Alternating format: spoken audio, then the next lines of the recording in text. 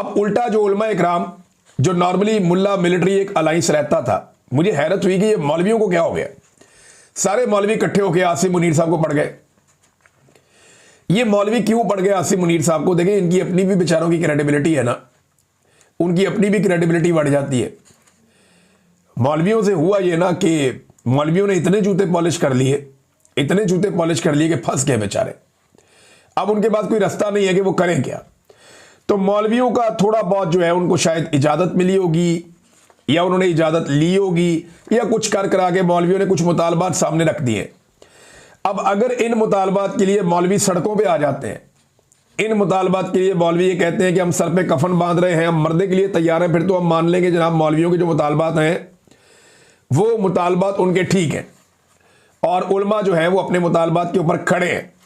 लेकिन अगर मौलवी बिल्कुल खामोशी के साथ कंबल लपेट के बैठ जाते हैं तो इसका मतलब यह है कि मौलवियों ने थोड़ा दबाव डाला है अपनी साख बचाने के लिए और थोड़ा सा एस्टेब्लिशमेंट पे दबाव डाल के कुछ चूरी खाने के लिए, क्योंकि सारी चूरी तो वो ताहिर अशरफी साहब जैसे लोग जो है दरबारी मुल्ला वो खा जाते हैं।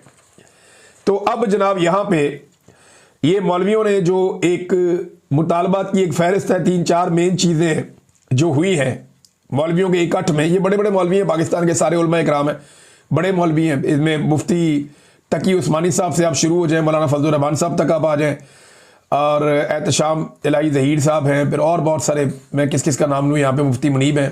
नंबर 1, इन उलमा ने आसिम मुनीर की बैत से इनकार कर दिया, बल्कि जो बैत करने के स्टेटमेंट्स दिए गए थे, जो बयानात दिए गए थे, उन बयानात को इन्होंने तनकीद का निशाना बनाया कि यार आप बैत कैसे कर सकते हैं। मैंने पहले दिन ये बात कही थी कि ताहिर अशरफी साहब सरकारी मुलाजिम के हाथ पे बैत नहीं करते, उसके हाथ पे तनख्वाह रखते हैं ताकि वो अपना घर चला सके और इज्जत की रोजी रोटी कमा के अपनी ज़िंदगी और अपने बच्चों का पेट पाल सके।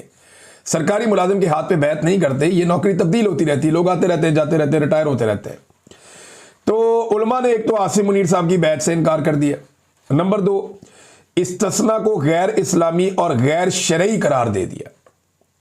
उन्होंने कहा जो फील्ड मार्शल साहब ने इस्तिस्ना लिया ना, ये गैर इस्लामी है, गैर शरई है, कुरान पाक की तालीमात के मुनाफी है।